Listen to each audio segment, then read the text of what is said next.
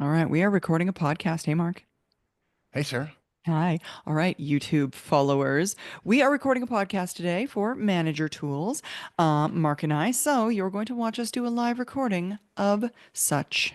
We are not going to do our admin until the end. Our intro and outro we'll be doing at the end because we're not sure if it's one or two parts. That's the fun of recording and not practicing in advance.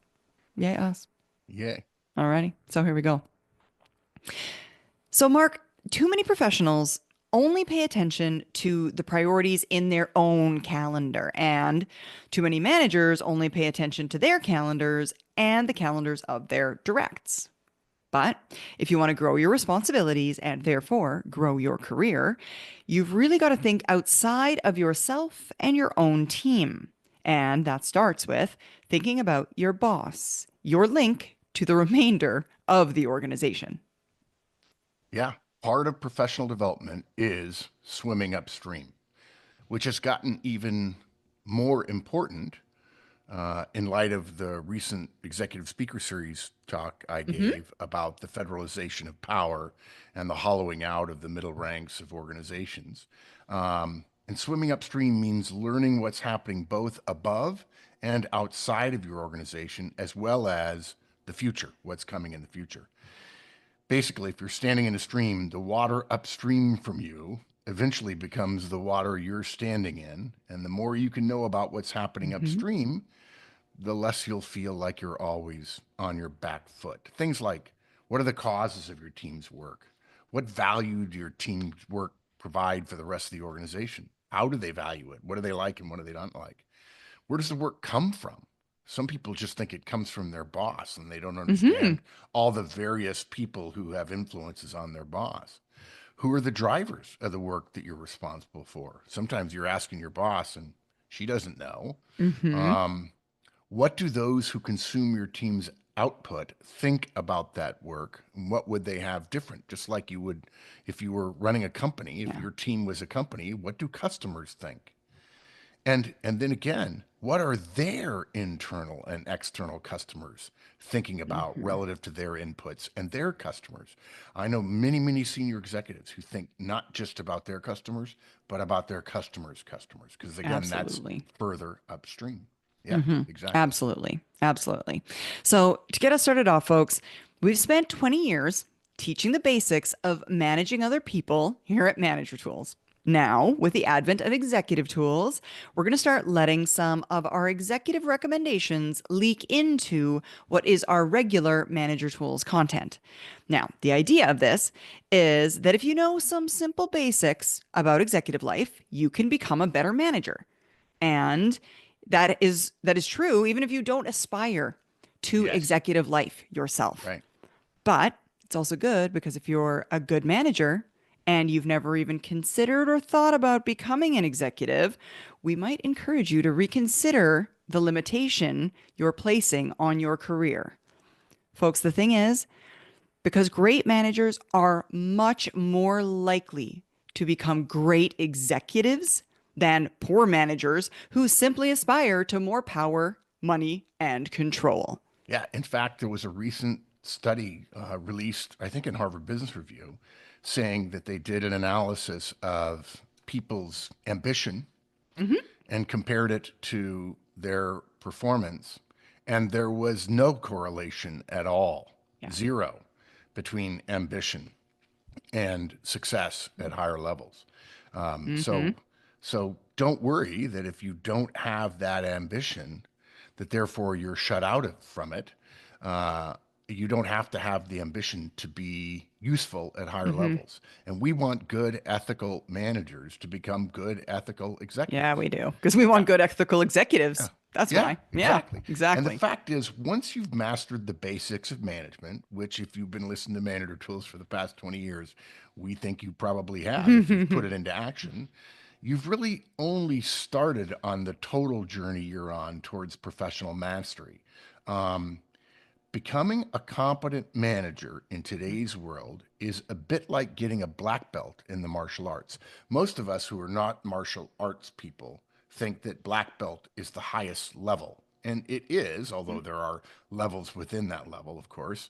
But any martial artist will tell you at the black belt level, sorry, is where the real learning actually begins. Now you have a fundamental understanding of what's going on, and you have intuition. You develop intuition about what's really happening at higher levels.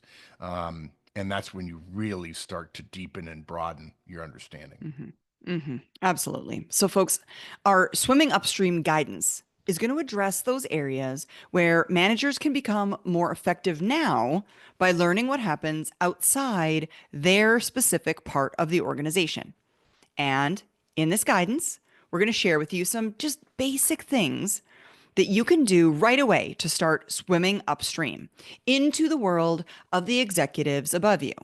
It's going to make you more aware of the forces that work on you and your team. And by doing so, you're going to become better able to predict and respond to those forces instead of feeling like you're being pushed around by them. Yep. You'll have some sort of ability to predict what's happening and when it's happening. And you'll become more effective now. And if you become an executive, then you're going to be more effective then as well. Yeah, I'll tell you a funny story about this that I actually was reminded of at my parents' funeral about a year ago. I was talking to my brothers, and I made a comment that when I was probably 35 years old, I had a realization. I remembered as a child that once a month, my parents would sit down one evening after dinner. They would sit down at our kitchen table where we ate all of our meals, and um, they would kind of have a low grade argument Okay. over Yeah. the checkbook. Hmm. And what they were doing was balancing their checkbook.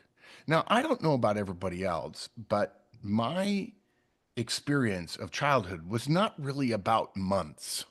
It was about Mm, the school year. yeah. It was about summer vacation, certainly, and Christmas vacation, Easter break, and so on. And it was about the baseball schedule, the baseball season and the Yeah. football Yeah, season exactly. and What stuff like season is that. it? What am I Right. playing Yeah. right What am now? I playing right now? Right. And I only remembered it that they did that periodically, but Hmm. I didn't know how often it happened. Yeah. Um, and my brother said, yeah, kind of that was true for me as well. Now, Walt, our oldest brother, who's really smart, he figured it out that they were doing it monthly because once you become an adult and you start having you get monthly bills from the Yes. bank, you have to Yes. balance your checkbook, of course. And this back when they had one of those checkbooks that had a register in it. So you would write the check and then to the Hmm. left, you'd put the amount and who it was to and so on. And they'd balance the checkbook to make sure the checkbook was the right amount. We do it on apps nowadays. It's Yeah. all done magically, automatically for you. But nevertheless, I only understood it as periodically because my calendar, my mental calendar, wasn't calibrated to months yet. Yeah. And I was having a discussion with shortly thereafter with a manager, and I was saying, "Well, hey, you should be busy in the next couple of weeks." He says, "Yeah, it's actually started getting real busy." And he said, "I kind of wondered why." Now, this manager was in the federal government, Hmm. and I said, "Dude, it's the end of the fiscal year, right? There's going to be all kinds of things that come out, spending issues and all kinds of other Hmm. stuff." And he said, I've been here for 3 years, and I guess I never really thought about the fiscal year ending in September for the federal government in the US anyway. And he suddenly realized that he needed to have a different approach to his Yeah. calendar In in September. September Uh-huh. because there were going to be FY issues that come up. Yeah. I then had another conversation a few months later with another manager, and I said to her, I said, you guys should be really busy right now Hmm. in the particular area she was in. And she said, yeah, we are. I said, yeah, it's the end of the quarter. And we had a similar discussion. Hmm. And her work, day to day, week to week, quarters didn't Mm-mm. really matter, Yep. but she worked at a publicly funded company, a publicly traded company, which has to report, doesn't have to, but generally they do Hmm. report earnings quarterly. And there are all kinds of last minute changes. The sales force is encouraged to go out and make some sales that can be booked, Hmm. those kind of things. And I said, you should have those kind of things on your calendar to be aware Yeah. of that. You're going to get more short notice taskings for your boss Hmm. to prepare a report, a spreadsheet, or whatever. Um, and then I realized, wow, there are a lot of Yeah. people that, I mean, we're teaching people how to manage their team, but they're being impacted by forces above them and outside of Mm-hmm. their team. And we need to start talking about that. So Yeah. that was the genesis last year. And we're finally getting around to Mm-hmm. starting a series that will periodically come out talking about how to swim upstream. Yeah. Yeah. I like it. I like it. Okay, so folks, we're going to cover my outline now. The first thing we're going to do is know your boss's calendar, then learn about the executive systems that run your organization, followed by modifying your own calendar to get in front of the forces that affect you. So Yeah. let's start with know your boss's calendar. Folks, we hear this all the time. I mean, we're training managers every week, Yes. and they're Yes. always telling us how they feel so reactive. The analogy I sometimes use is, do you feel like you're being drawn and quartered every day? Do you feel like you're caught on fire? And all the managers are like, mm-hmm. Yeah, my legs were pulled off just yesterday. Yeah. The thing is, within organizations, there's always these new things that are coming down in organizational cascades that are surprises. Yep. There are always new initiatives, changes to existing ones that must be managed today. And we end up feeling most days like we're barely keeping up. And some other days, like we know we're not Not keeping keeping up. up. Yeah. Yeah. Exactly. We come to work with these ideas about what we're going to get done, and we only and only to leave at night knowing that we didn't get any of the things that we thought we'd get done today done, and days where we thought we'd get ahead and we end the day even further behind than we started. Yeah. Hmm. I actually tell managers the classic mistake of younger or inexperienced managers is they come to work with three or four things they actually have to Hmm. get done. Then the first thing they do is go to email, Yep. and then they allow their email inbox, some of which those people Hmm. don't have the right to task them, that they then create deliverables out of that, oftentimes that are simple to do but eat up time during the day. Yep. And then they think, okay, I had three or four things I was going to get to today. I was really excited about getting to them, moving things forward.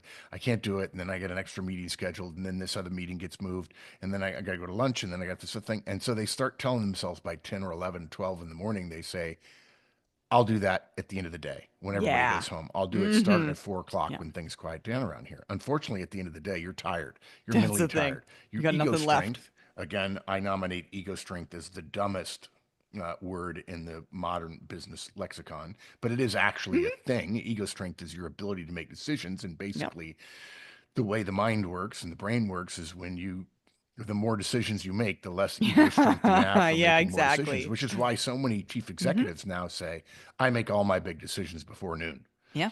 because I want to be at my best. And I try to make as few decisions as I can possibly make. But Hmm. usually that means making bigger ones or more profound ones. Hmm. And the first thing you've got to do is stop thinking you're going to get your stuff done at the end of the day. You have to do your Yeah. stuff first before you Hmm. even look at email.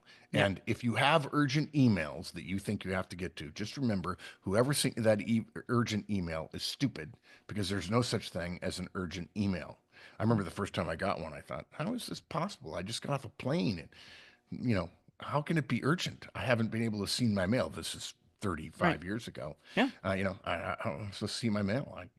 We didn't have Wi-Fi back then. Hmm. But look, Hmm. folks, you're always going to feel behind and reactive if you can't learn enough to see what's happening up there Yeah. before it happens to you down here. And up there is really where future stuff is going to be made current to you at the down here level. And that's Hmm. what swimming upstream is designed to address. Hmm. Hmm. Exactly. And folks, the first place to look for clues about these forces that are whipsawing you day to day and is your boss's calendar. That's the first place to look. And we're not talking about looking at it every day when you're not talking about looking at every day and examining their meetings. Yeah, We're when you talking come in. Yeah, about, yeah, yeah, when you exactly. Yeah. exactly like we're not talking about go through your day-to-day life with your calendar pulled up and also their calendar pulled up. So at any given minute, you know exactly where they Right. are No, at all times. no. No, you won't be able to read your calendar. There'll be too many things. So no, that's not what we're talking about. We're talking about looking for those regular occurrences Those meetings that are occurring, let's say, on your boss's calendar between themselves and people at their level or higher. Yeah. Meetings that are occurring between themselves with internal or external, for that matter, customers. And these things are the kinds of things that will consume your team's work and outputs, Yeah. right? If your boss is having a meeting with their boss, chances are you and your team are going to be tasked with something. Knowing that exists is useful to you and your team. Yeah. You want to, yeah. We want to understand their cadence, and that takes looking at months worth of their calendar. Now, look, guys, full disclosure: the vast majority of bosses share their calendars completely, as should you. We have a Manager Tools podcast about that from many years ago, but some don't. Okay, they're idiots. Those that don't probably aren't worth working for.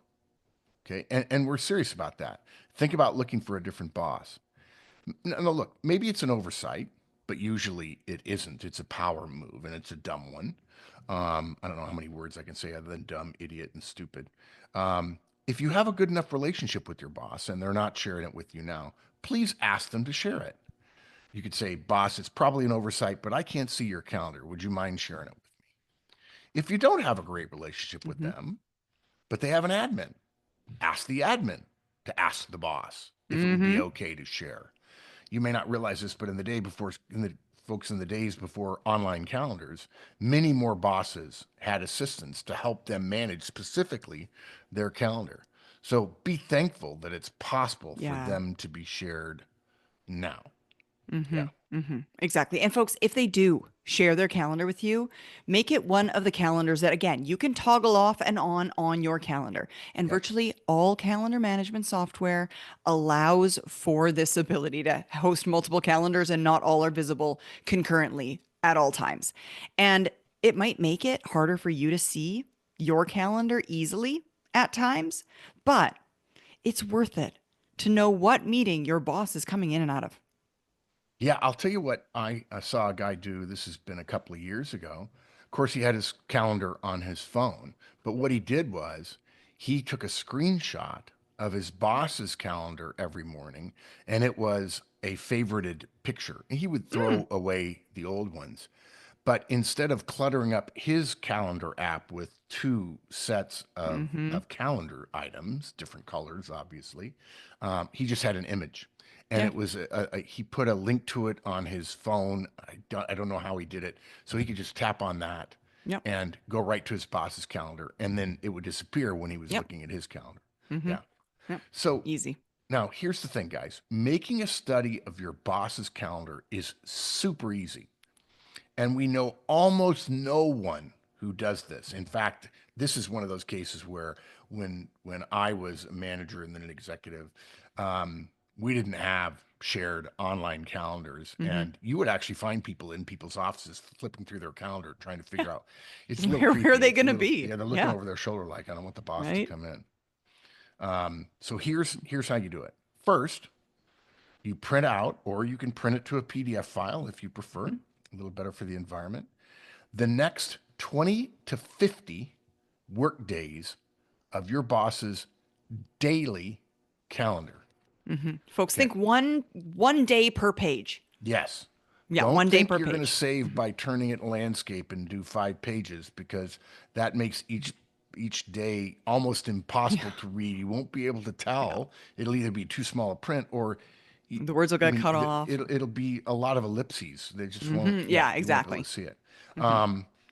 And now this view is very granular, but it's not the only view we're going to take a picture of. For now, we're just going to start with daily stuff, and the idea is to go through it.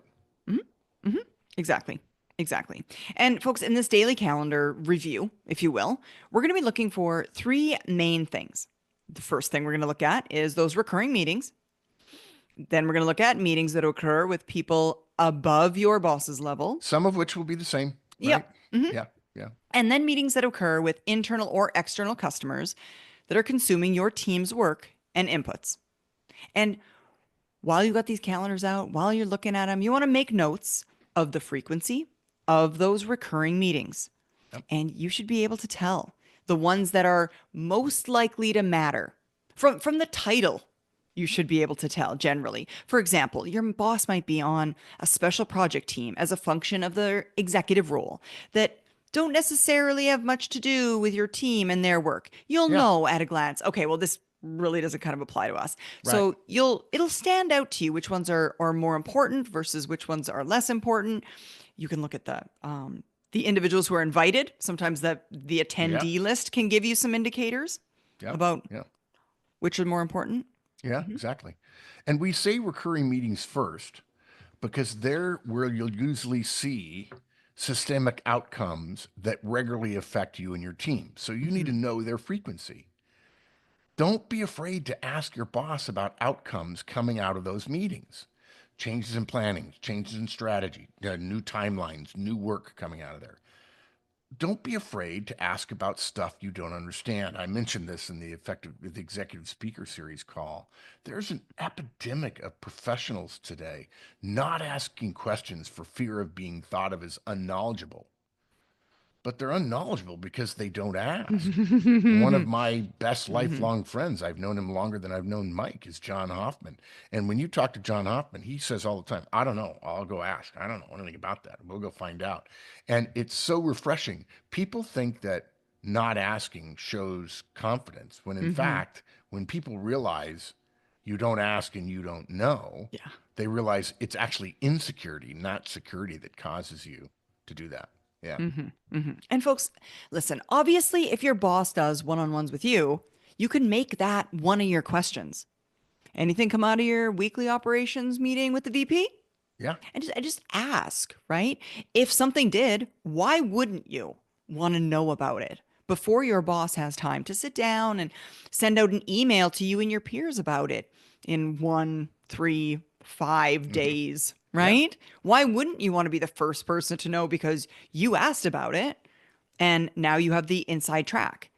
And if you talk about it, you get to ask questions about it As versus opposed to getting that starting a long email. email exchange back and forth. Well, I have a question about Exactly. this and so on. Yeah. People start to hate it. Yeah. Or to Mark's previous point, or it goes out to all your peer group and no one wants to ask any questions Yeah. because you don't want to be the first guy to have asked questions Yeah. about it. So then Yeah. now nobody knows anything Right. other than what was told in that email. So Yeah. yeah, talk Without about it. context, probably. Yeah. Yeah, exactly. In fact, oftentimes what I've noticed is when bosses go to meetings, they only say what they want done, but they provide no context. Yeah, And yeah. sometimes we have experts working for us that different context means different work product.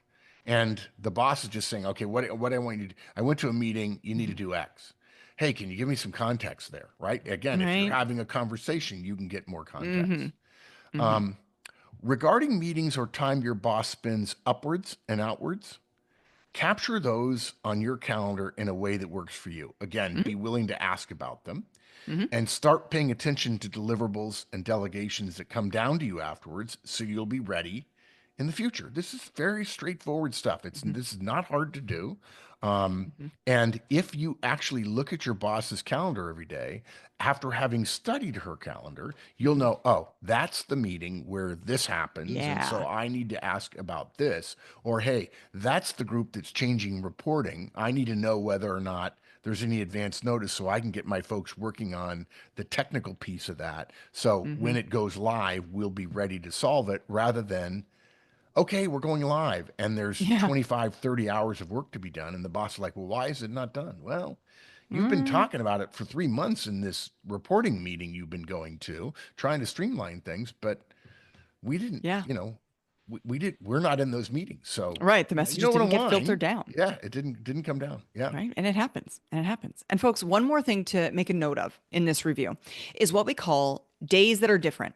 And it could be as simple as you've got a manager and they come in late on Thursdays because they're on a church board or they work with a local charity and that charity meets every Thursday at 8 o'clock in the morning. Or maybe there's a day of the week, like on Tuesdays, for example, that your boss goes home at 4 o'clock because that's their day to pick up the kids from school or from daycare. Right. So be careful. Some of those different days happen only bi-weekly or monthly. Not all of them are every Thursday or every Tuesday, right? Some of them are every second Thursday or the last Thursday of the month, whatever it may be. And maybe you put those things, those major recurrences into your calendar. So you give it like an acronym like BCIL, and it stands for boss comes in late, or BGHE, and it stands for boss goes home early. Yeah, if the boss goes home every Tuesday at 3:30 to pick up her kids or his kids, BGHE on your calendar, maybe Mm, it's a personal calendar. yeah, The company still technically knows about it, but maybe you don't share it. It's a little clue to you. yeah, Hey, my timeline for talking to the boss today, I don't want to forget it's Tuesday. If I want right. FaceTime with her, I got to go in there before 3:30 and probably even before 3 o'clock. Yeah, Mm-hmm. yeah, Mm-hmm. Exactly. And mark down things like vacation, right? When they're going to be going on vacation or when they're right. going to be taking a day off. And just as a general rule, folks, you shouldn't schedule your vacation when your boss is on their vacation, Right, or right before or right after without approval. But right. why wouldn't you want to be the person that's asked to act in your boss's Yeah, absence while exactly. they're on vacation? And you can't be that person if you're also on vacation. That brings No. up a point. I've noticed people saying, I can't believe my boss turned down my vacation. Look, the company has given you a certain amount of vacation and your manager manages it, but the manager gets to manage it relative to the inputs and outputs of the team and the workload. And the manager knows what's going on. And if the Yeah, that's the boss is thing. gone, having his number two gone too is a really, really bad idea. Or in fact, if they're turning down vacation, you don't know why. Maybe it's not yours. Maybe it's Yeah. your buddies. You could say, go to the boss and say, hey, are we expecting an uptick in work process or, Yeah. throughput or whatever in first week in July? Yeah, and people get angry. Like, I can't believe he can turn. I'm going to go to HR and talk to them about my boss turning down vacation. And if you have good HR, and there is some good HR, Hmm. not as much as we'd like, um, they'll tell you, no, that's how it works. Yeah. You get granted vacation as part of your compensation and benefits, but your boss administers that. Your pay, your Yeah. boss does not administer, Hmm. right? The company administers that, but your vacation, your boss gets to administer that, and it's not an appealable rule. Right. Well, I mean, I actually talked to the group I was training this week in our virtual effective manager conference.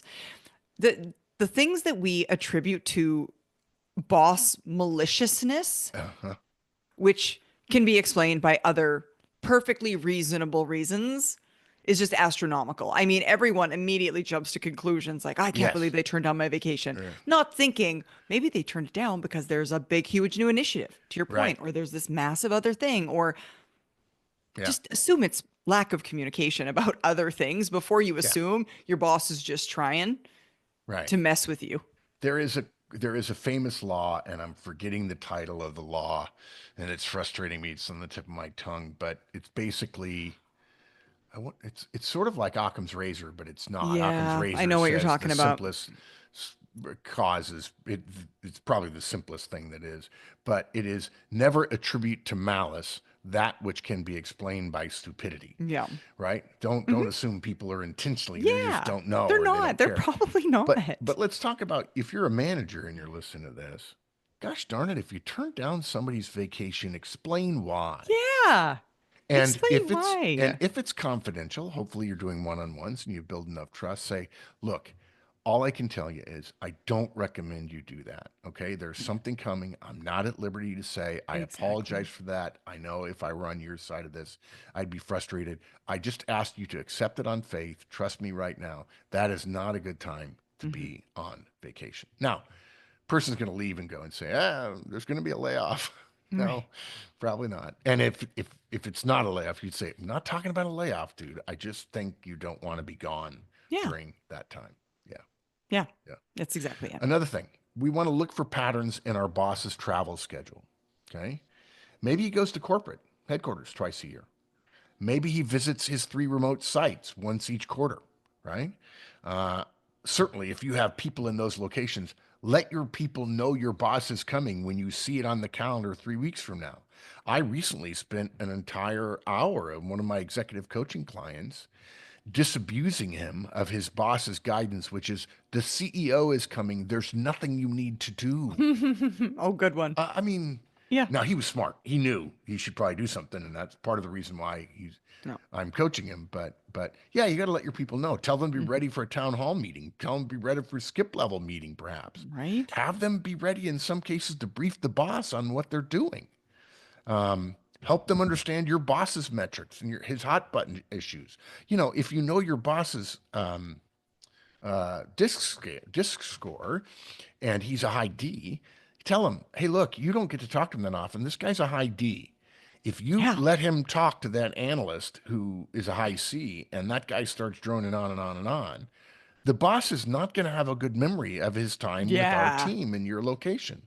So, short, complete answers. And when he asks for questions, he means it. He will take questions, and he's quite open about things, and you have an opportunity to ask him. Now, look, don't ask him about some idiot in another division that got fired and made the news. That's not something he wants to talk about. It Right? should be focused on what our group and what the larger group is doing. And Mm-hmm. if you want to ask about company plans or so on, that's okay. Keep in mind, he may not be at liberty to say, but those kind of things are okay. There are other bosses, excuse me, that you'll have to tell them, look, he holds it pretty close to the chest. You're welcome to ask questions, but don't be surprised if you don't get a great answer. That will keep them from going back and say, Yeah.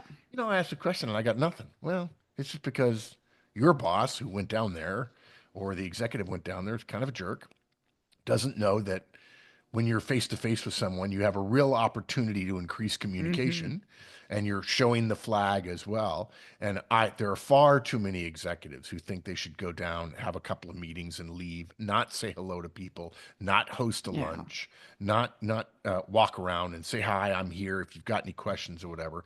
They don't realize that they represent the company a couple Mm-hmm. levels down, and they should represent the company in a professional and friendly and cheerful and optimistic way. Yeah. Mm-hmm. Yeah, exactly. All right. Okay, so that takes us then to learning more about the executive systems that run your organization. Oh, yeah. Yeah. The So, executive folks, trinity. Yeah. yeah, exactly. We want you to be paying special attention to the meetings that, in your opinion, relate to what you understand to be executive systems that run your organization. Generally, these meetings will be named something to the effect of strategy or planning, operations, and people. And these three components, strategy, operations, and people, are the three components of our effective executive conferences. Yeah. So, And at some mhm. point, do we agree, Sarah? I don't think we've talked about this with Mike or Kate, but do we agree that at some point, um, we're going to host another effective executive conference here this year in September 3rd and 4th, I think, I think so. Yeah. 2025, here in Mhm. Monterey. And we'll do another one next February as well, Correct. February 2026. We Yep. expect to do at least two a year.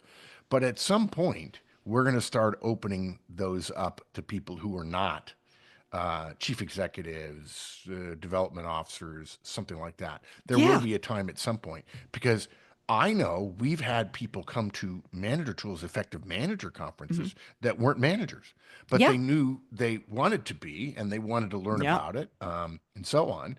Obviously, that person probably comes from a company that prides themselves on development and is willing to pay for something like that. Mhm. Probably, if you're never going to get promoted to management, they won't agree to pay for it. But if you are, then Yeah. you should come. And Yeah. Agreed. I know at least one person who said one of the attendees. There were only 15 at the original one. We kept it very small on purpose. But she said, I really needed to have all my people here.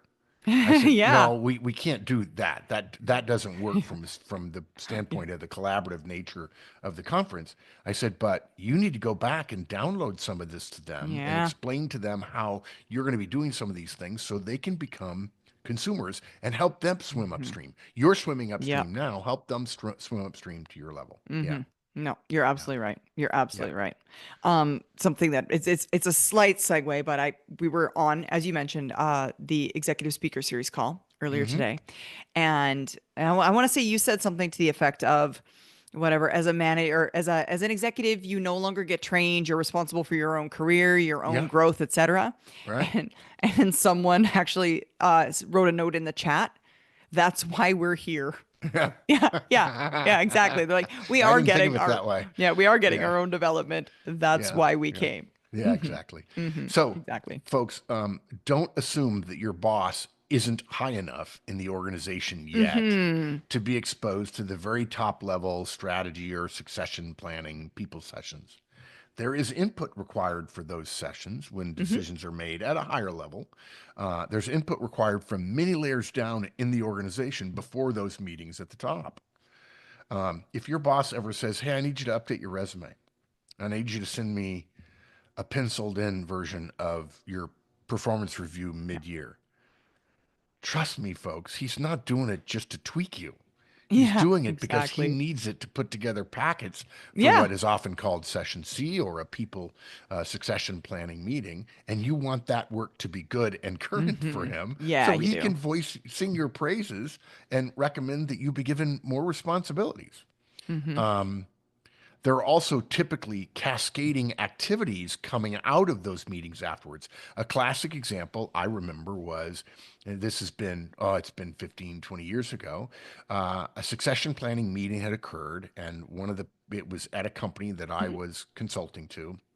And the meeting occurred, and in the meeting, which I was in, there was a discussion about a manager who had really had plenty of time in the role, but had never really been identified as a Mm. development candidate. Yeah. And somebody asked, well, this guy has 7 years in the role. I don't care about seniority, but what is he? Why are we not asking him to do more? He seems quite Yeah. competent. And they said, well, I think his present boss was told by the previous boss, and I think the guy was in a bad mood that he didn't ever want to be promoted again, so it was never going to Oh, happen or whatever. yeah. And so this really smart HR person says, I want his boss to have a conversation with that guy. His boss was not in the meeting. This is this Mm. the Hmm. person we're talking about is 3 or 4 levels down, and I want to find out whether or not that's so. Well, uh, the manager did not have the conversation to find out whether or not this person was willing to be Yeah. developed. And what do you know? Town hall meeting, and a couple of executives was there, including the HR person. And the Hmm. HR person goes up to the manager and says, "Hey, we haven't heard back from you. Yeah. What about this guy? Have you had the conversation?" "No, I have been too busy." And the executive looked at him and says, "It's been like 5 days. Yeah. Did your boss net say we wanted to find out?" "Yeah, yeah, yeah. I should have. I'm sorry. I'm sorry." And he said, "Look, if you're wondering why your people aren't getting promoted, it's because of you. Yeah. You're not You're helping us, why. giving opportunities to them." So then I was very impressed by this. She went down and asked the guy directly. Yeah. She went Love down and that. said, "Hey, listen, we were having a conversation. You know, this happened, succession planning. I was in the meeting. Your boss was asked to talk to you. Apparently, he's too busy, but I'm not too busy," which I have been an enormous slam on the boss. And she says, "Hey, are you open to more development? Because there are people who feel like you have a lot of skills. It could be great." And he said, "Gosh, yeah. I mean, I didn't know why I've been here so long. I've Yeah. been, I do okay and so on. But sure, I'd love that. And in fact, I have a master's degree that I got about 2 years ago in this around supply chain Oh, management, yeah. and I'd love to use it, but I know there are not a lot of openings, whatever." She says, "Well, actually, the guy in supply chain was the guy who was asking about you because you had mentioned a couple of things that sounded good, but he couldn't believe you were at this one particular level." He says, "Yeah, I like it." So then she went the next step and said, Yeah. "Well, tell me something. Why do we Yeah. think that you're not?" He says, "Well, I don't know. I remember several years ago, I told my boss, I've had enough. It seems like every time I get promoted, I get almost nothing in terms of a raise, and I was in a bad mood. And, Yeah. I didn't tell him never again, but I think maybe that's just stuck with me. Within six Yeah. or 8 months, the guy he'd been assigned to a special project. Huh? Some things had been delegated to him in addition to his normal work, which he was fine with. He had killed, and now he was moved up 2 levels. He got a promotion, but he was moved up 2 levels Yeah. so that he would have regular conversations with some very senior supply chain guys. And this is in a multi-billion-dollar company. That's cool. That's the kind of stuff that comes out of Yeah. those meetings. And when you see those meetings on your boss's calendar, Yeah. ask him about them. Okay. Yeah. This is another case where we remind you of the importance of having a good relationship with your Yes. boss. The better relationship, the more you'll get in response to your questions. And remember, if you don't ask, you won't get. Exactly. What's Hmm. more, you'll not be using a tool that you now know about to avoid that feeling of always being on your back foot. Mm-hmm. And if you don't ask, now that you know this is possible, and maybe you thought about it before, but you didn't know if anybody else does it, but yeah, a lot of people do. It's how a lot of executives Yeah. learn about what's going on above them. They swim upstream regularly and they have feelers out all the time and they have friends and they're constantly talking to their buddies and they've got intel sources and so on, which probably some people think of as being political. That person's just thinking, I'm paying attention to the water upstream for me, Yeah. so I know when I'm going to get a deluge on me. And if you don't ask, you can't really logically keep complaining about what you don't know Yeah. and how late you find out about things. Just Uh-huh. go ahead and ask. Yeah. Mm-hmm. Exactly. Exactly. So folks, again, in the review of your boss's calendar, when you see those meetings involving HR, don't just make assumptions. Don't assume they're confidential and are related to somebody getting fired or laid off. Now, those things might be true, but again, just don't make the assumption. Before your boss goes into a meeting with HR, make sure that they have the very latest and greatest regarding your top performers. Yeah. Who knows? They might be headed into a steel cage deathmatch meeting where they're being called to defend the people on Right. your team against Yeah. some sort of upcoming layoff or downsizing event. Right. And if you ask your boss before this meeting with HR and they think it's confidential and they can't share information with you, they won't share information with you. They just won't. It's not Yeah. like you asking the question puts you at a disadvantage for having asked a question. No, Yeah. they just won't share it with you. Right. And going into these meetings, you want to make sure that your boss has the latest and greatest on all of your people, has an update to the very last baseball card that you gave them on all your folks so that they're perfectly prepared with all the newest updates on your folks. Yeah. Yeah, absolutely. And again, to the swimming upstream point, if you knew about it a month in advance, because you'd been looking at the calendar well in advance, you'd be that much further. You could actually get your team involved in the initiative to help Yeah. get your boss prepared. You could have the folks on your team prepare a succession planning matrix or prepare documentation for you. And all of this would reduce your workload in getting your boss prepared for this meeting while avoiding a last minute all nighter that would probably have to happen if you found out really late because they're traveling the next day. And shoot, I forgot to ask you, can you pull Right. together all this documentation on your folks? Yeah. No, the further ahead you can be, the less of those last minute fire drills you're going to be dealing with. Yeah. Mm-hmm. And again, Mm-hmm. folks, typically these meetings, the above and upward meetings, have a cadence of some sort. There will be all kinds of meetings that don't have a cadence, and you see that they don't recur, Yeah. and that's okay. But recurring meetings obviously do have a cadence.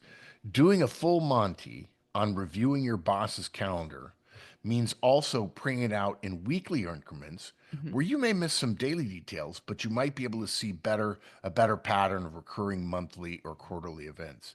And Mm-hmm. frankly, in the first year I was doing this, I wouldn't want to print out 200 days of work Yeah. days and have 200 pages to review, but I could print out 3 to 4 months and then in 3 months print out the next 3 to 4 months. You may also discover that your boss's calendar, like many people's calendars, is empty 3 or 4 months Mm-hmm. from now. But generally speaking, the big meetings, the meetings that are the sinew of the organizations, if your boss is involved in those as an executive, those will be on his calendar or her calendar.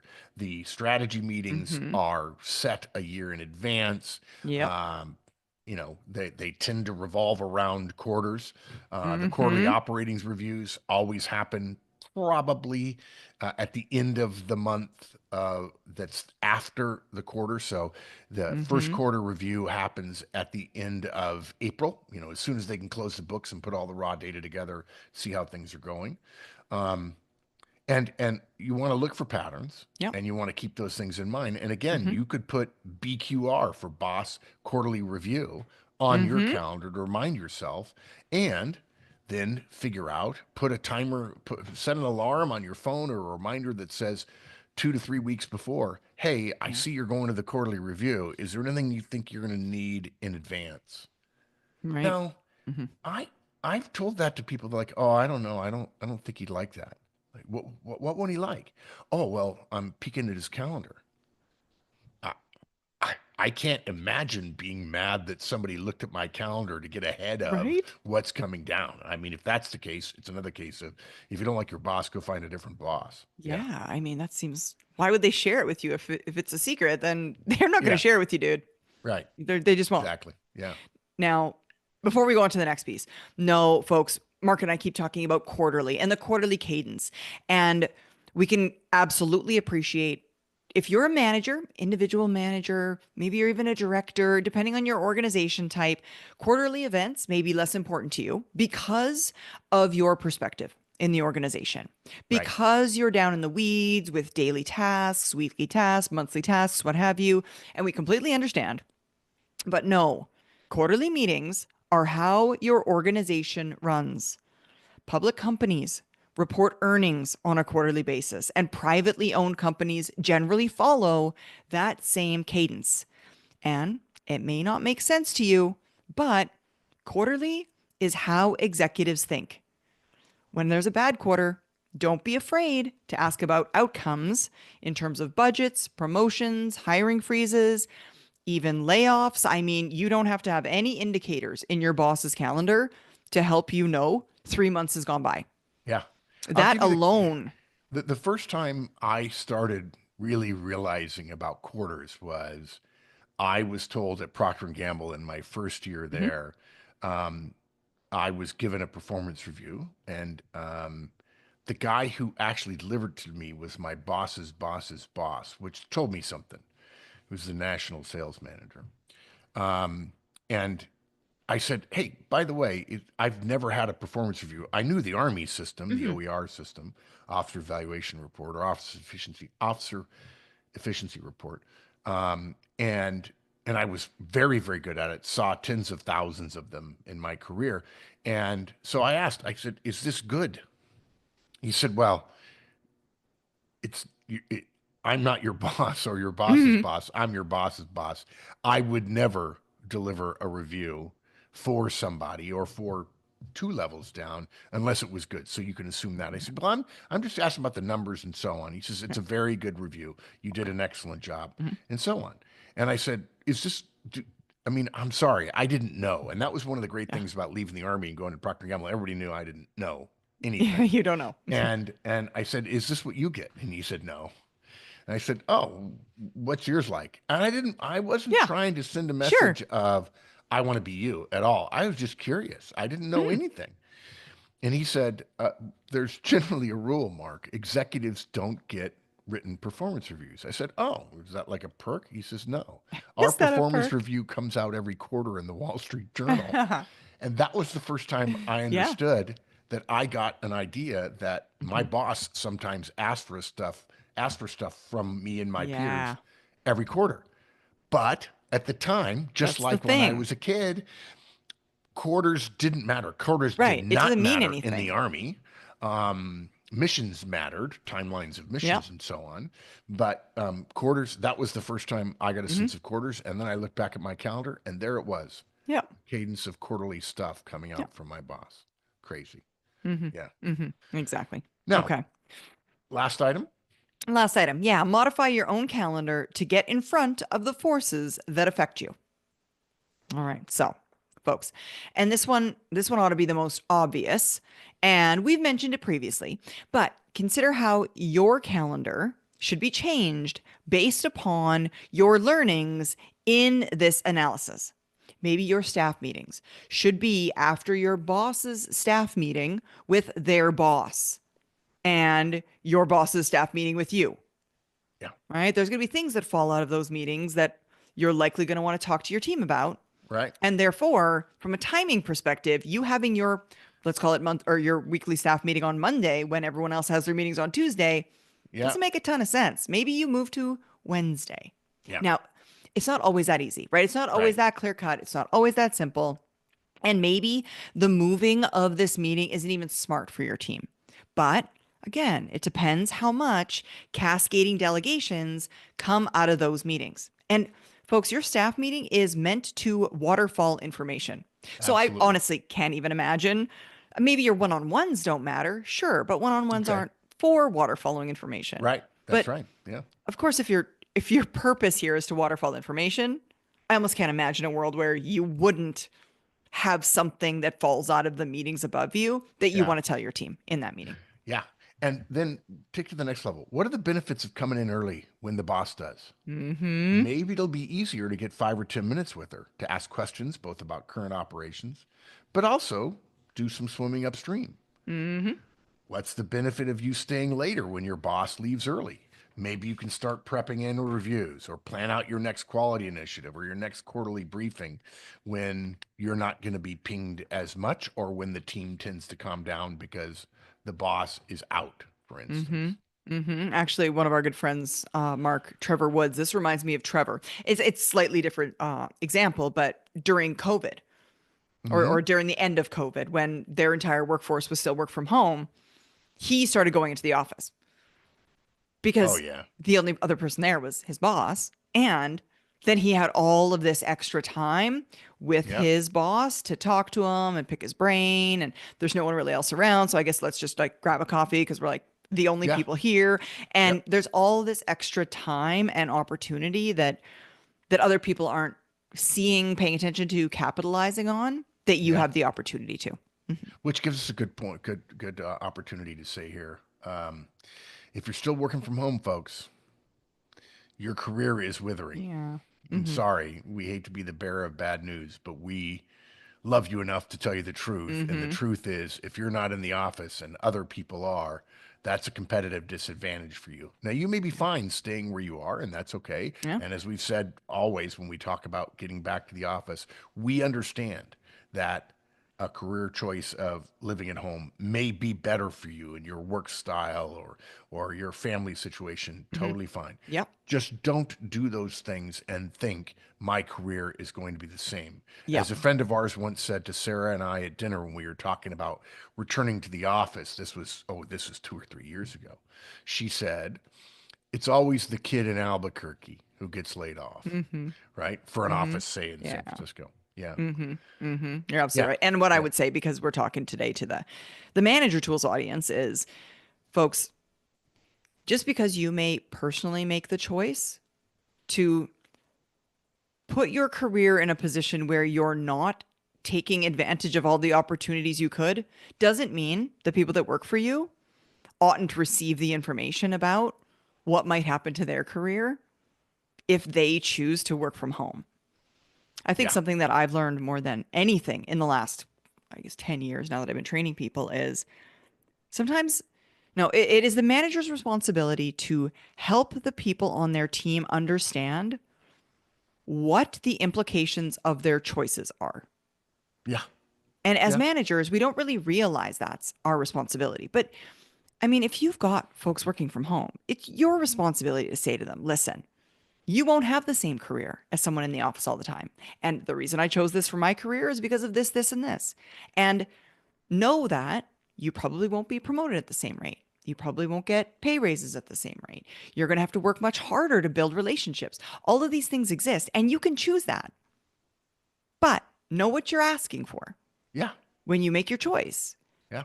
Because if people don't have that kind of information and then feel slighted by it, that's not fair. We should be Yeah. sharing that. Yep. We should. Mhm, mhm. Yeah. Managers are not communicated to, they're communicated through. Yeah, Yeah. exactly. Mhm, Now, this whole exercise that mhm, we're encouraging you to do to analyze your a boss's calendar, keep in mind that when you look at your boss's calendar 5, 6, 8 months from now, the only thing that are going to be on it are big recurring meetings and probably one-on-ones if she does one-on-ones with you. So just keep that in mind. You may mhm. want to take a peek well out, even though you think, Yeah. after about 50 work days, there's not much more on there. But what is on there is pretty important stuff, right? That's exactly Um, it. the whole exercise ought to expose you more to the rhythms of the organization. Now, we're going to Mhm. do more swimming upstream guidance, Yep. and we'll give you other ways to swim upstream and how to make that happen. But this is just the start to get you start your exposure. If you work for a smart boss, you'll see prep time on their calendar before important meetings. Learn a lesson. I like to tell people that meetings are not a block. They're much more like a bell curve. There's a Mm-hmm. ramp up before, there's the height in the middle, which is the meeting, and there's the follow up afterwards, Yep. right? Uh, uh, uh, I think we've already covered this, but a lesson there is you maybe ask for data and recommendations related to that meeting coming up during or before that prep time. So be Mm-hmm. aware of that. It's not just the meeting they're going to, it's what they're doing before the meeting. Leave more time on your calendar for that. Consider moving one of your own trips during that time if you can, if it's a really Yep. big, important meeting for your boss. Yeah. Mm-hmm. Mm-hmm. Exactly. And folks, we hope that you're going to start putting more planning time on your calendar as well. So you can start swimming upstream with you and your team's work and planning. Yeah. Schedule prep time, dude. Schedule prep Yeah. time. Yep. Absolutely. Okay. Mm-hmm. So, summarizing here, swimming upstream means getting outside your own organization. Shift from the inside now, quote unquote, inside now to the outside tomorrow, quote unquote. I just did Joey air quotes for the You did. folks watching Yeah. on YouTube. One way to get there is to look up to your boss's calendar and learn the rhythms that he or she moves to and that the organization runs on at a level higher than you. You'll become a better manager and better prepared to take on more responsibility because you'll understand what those responsibilities are. Mm-hmm. Mm-hmm. And folks, as you learn, as you share more with your team about what your swims upstream are showing you, you'll be a better manager. You'll Yeah. you'll be better for the organization. Your career will be better off. No sense doing all this information and then not sharing with the folks on your team all of this insider information that's benefiting you, Right. right? I mean, you're literally, if you do that, then you're doing to them Yeah. what you What don't was done like to to be you. done to you. Yeah, Right? exactly. As an Exactly. accident. Exactly. So share with them. Share with Yeah. them. Good. Alrighty. Well, thank you, Mark. Thanks, Sarah. My pleasure. A lot of fun. Bye, everyone. All right. I'm going to, Paul Figiani, when you see this, I am just going to stop our recording of the video for the YouTube audience. Bye, YouTube audience. Bye, YouTube audience.